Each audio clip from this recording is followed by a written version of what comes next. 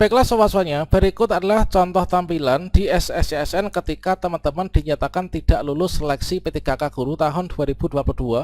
Inilah notifikasi yang akan muncul untuk teman-teman P2, P3 dan juga pelamar umum ya. Untuk teman-teman P1 yang sudah resume mendapatkan penempatan, ini teman-teman tentunya sangat aman dan tidak berpikir lagi bahwa tidak akan lulus. Nah, di sini nanti kita akan muncul yaitu tampilan ini, yaitu nomor yang ke-15, yaitu pengumuman hasil seleksi untuk P1, P2, P3 dan juga P4 nanti akan dilaksanakan secara serentak ya, secara bersamaan.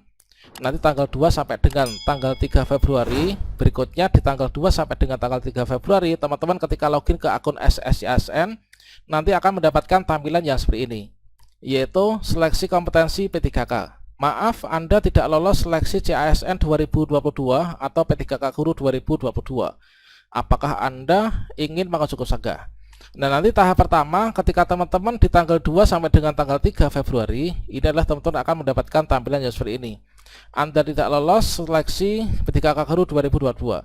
Kemudian nanti pada tanggal 6 sampai ini, yaitu pada tanggal 4 sampai dengan tanggal 6 Februari 2023, maka nanti tampilan kita itu akan ada tambahan, yaitu seperti ini. Akan ada tombol ajukan sanggah ya. Jadi untuk kita nggak lulus ini adalah nanti di tanggal 2 sampai dengan tanggal 3. Nah, tanggal 4 sampai dengan tanggal 6 nanti akan muncul tombol untuk mengajukan sanggah.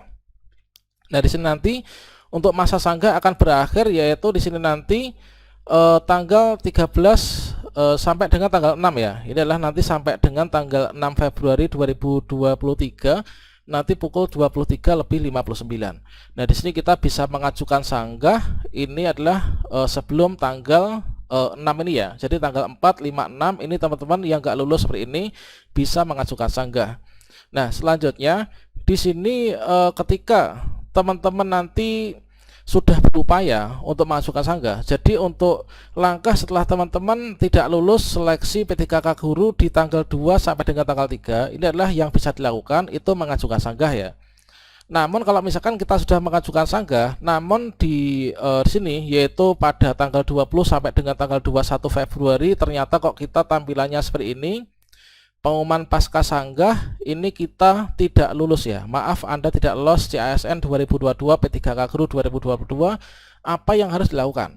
Tentunya di sini nanti dunia belum berakhir.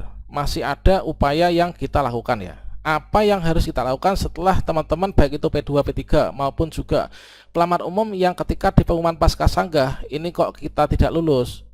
Bagi teman-teman yang tidak lulus di pasca sanggah juga untuk P2, P3 dan juga pelamar umum. Nah, di sini kita yang pertama ini teman-teman bersiap untuk mengikuti seleksi P3K Guru tahun 2023.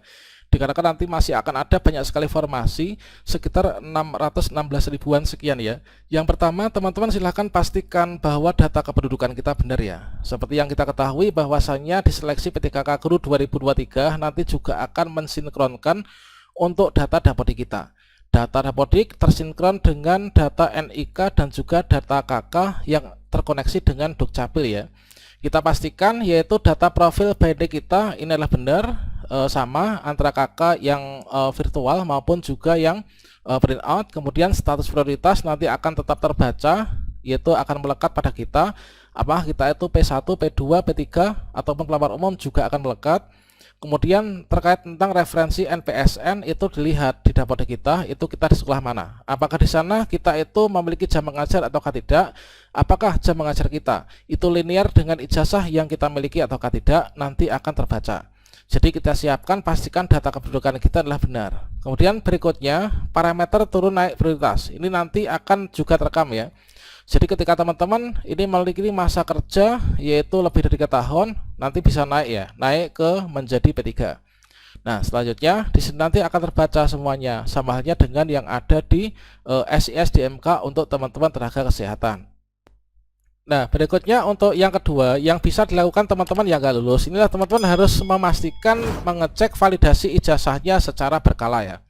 Nah, untuk validasi ijazah di sini teman-teman pastikan di info GTK ini adalah sesuai dengan ijazah yang kita miliki, dikarenakan dapat terjadi kemungkinan untuk biasanya tuh di reset Nah, jadi teman-teman pastikan login secara berkala, pastikan di sini verval kita ini sudah sesuai, mulai dari program studi kita, kemudian juga vervalnya sudah selesai ya. Nah, berikutnya di sini tentunya bagi teman-teman juga yang masuk dalam kategori P1 maupun juga P2, P3 pelamar umum yang belum mendapat penempatan juga akan bisa ikut seleksi di tahun depan. Untuk P1 diutamakan.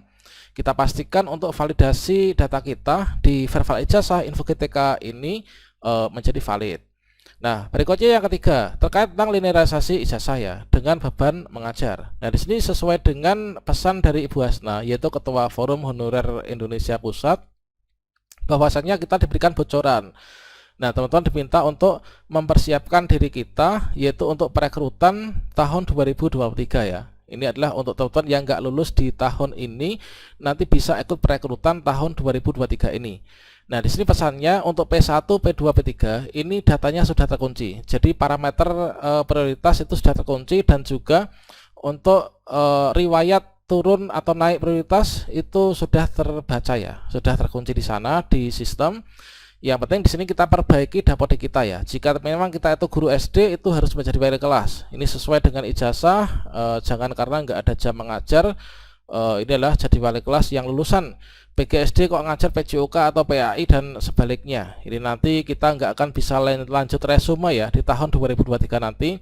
Jadi kita pastikan bahwa kita nanti aman dan bisa ikut seleksi P3K Guru tahun 2023. Ini adalah usaha kedua dari teman-teman yang nggak lolos. Ini ada dua ya upaya yang dilakukan. Yang pertama bisa sanggah.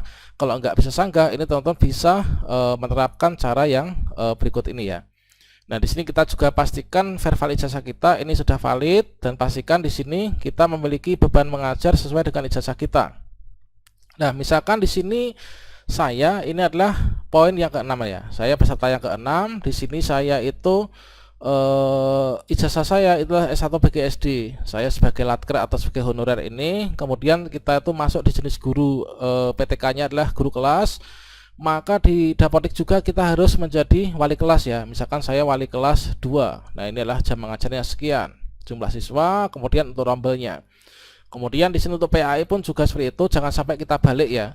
Kita guru kelas ngajar PAI, atau mungkin juga PAI ijazah PAI ini ngajar guru kelas. Ini tentunya tidak dibenarkan ya. Kemudian yang berikutnya di sini kita bisa berdoa dan juga berusaha sebaik mungkin, dikarenakan untuk persiapan 2023 ini kita memerlukan sinkronisasi data yang didapodik juga Dukcapil serta verval ijazah, dan juga mendapatkan jam mengajar ya. Oke, demikian upaya yang teman-teman nanti bisa persiapkan untuk ketika nggak lulus seleksi P3K Guru 2022. Tetap semangat untuk kita semua. Saya berdoa kita bisa lolos semua ya di tahun ini.